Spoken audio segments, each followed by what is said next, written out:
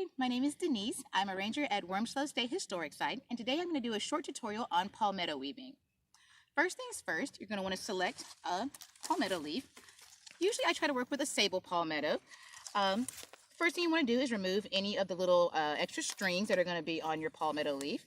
They're just kind of pop right on off there for you. It's just to make your basket look nice and neat when you get done.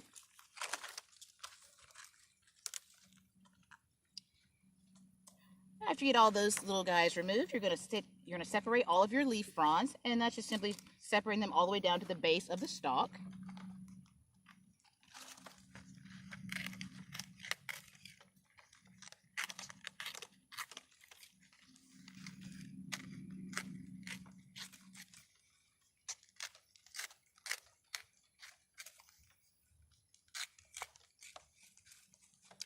And normally the entire leaf would be all still attached, but I went ahead and detached the rest of there so that way I could go on to the next step.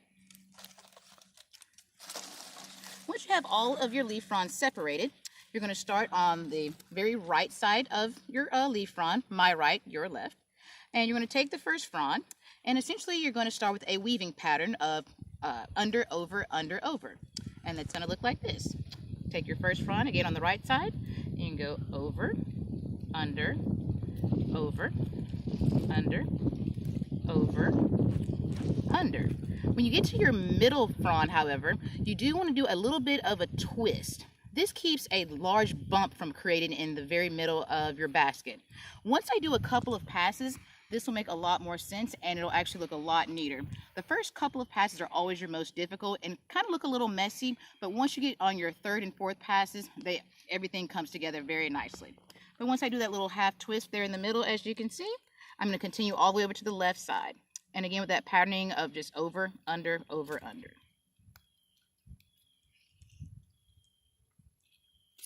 And I'll show you what the outcome will look like here in just a bit. So once I get to the end, I just tug to keep everything nice and secure. And then I start from the left side and do the exact same pattern of the over, under weaving. So I take my left frond and I go over the frond that's directly next to it. I go under the next frond that's next to that one. And then just back over the next frond. And again, this is the part where you do have to have a good bit of attention to detail, because if you do miss one, it will throw off the pattern of your basket. And again, once I get to that middle frond there, again, I'm going to do a little twist. This time, it's going to be on top of the middle frond. But again, just continue with that over, under patterning.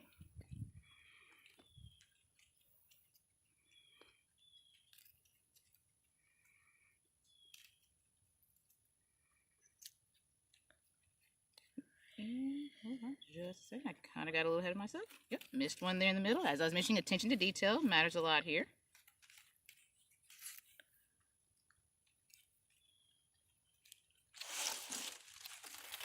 This is essentially the pattern that you're going to have.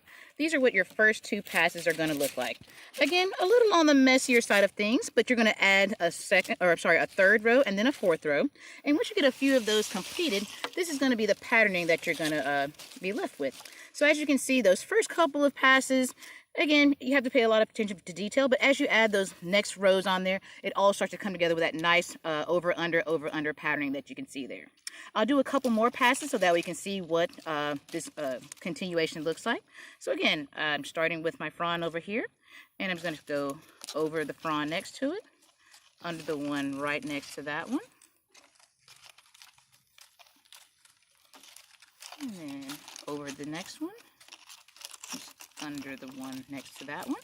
Again, just going over the next one to there, and then just under the one next to that.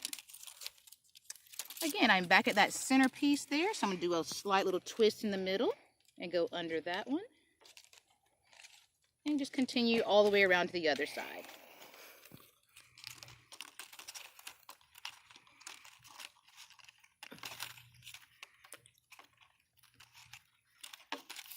And again, just as you did with that second pass when you were on your previous step, again, just going to go over and under, over and under, over and under, and continued all the way to get back to the other side. Again, back at that center piece, quick little twist under there, and then just continued all the way to the end.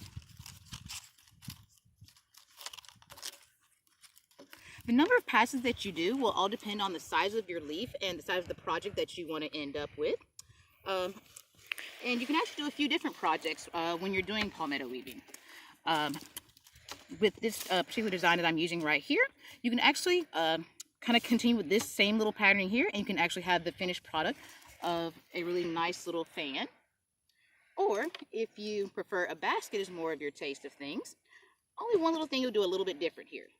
Again, you have the exact same patterning of the over under weaving structure, but instead of leaving your weaving flat as I have here, you'll tug on the fronds just a bit here, just to make them a little bit taut.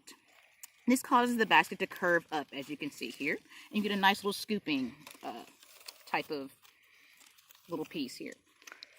Some of this will come down to just essentially you forming the basket into the shape itself. But again, once you get everything kind of tautly pulled together, it will start to hold its shape. In order to finish this off, you will have to do some cutting of all this extra stuff out here, and I will demonstrate that now. You will need a knife or some type of a sharp tool to cut off your excess fronds here. And I will finish this off in a basket style, just because the basket style can be a little bit more difficult than just the fan. But again, the finishing product is the exact same way. I'll start with my frond here on the end. You're going to want to leave about a good inch and a half as far as access on the end. And you want to cut at a diagonal. And so if you have a really nice finish on the edge of your basket here, you're going to take this little end piece, fold it over the edge, and you're going to essentially just take the backside and reweave it back into the structure of the basket. Once the basket dries, it will shrink in a bit, and that will actually cause everything to hold itself into one nice place. And again, depending on how deep you want your basket, that all kind of depends on how taut your fronds are. This is going to be a rather smaller basket, so a nice little shallow little dip to it should be just fine. It can hold little trinkets, whether it's rubber bands, push pins, jewelry, things of that nature, or really just whatever you like. But again, just to show you another example of that, you again just want to keep about an inch and a half. And again, just kind of want to cut that at a diagonal.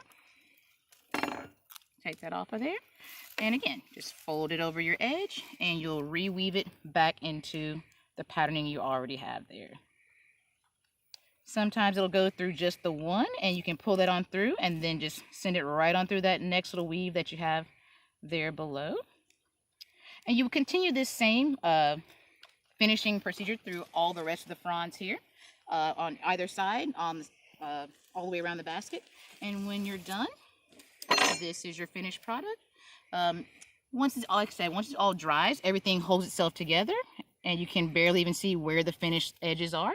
Same for the little basket here. You can see it all along the edges as far as where everything was folded over. And this has been a short tutorial on palmetto weaving.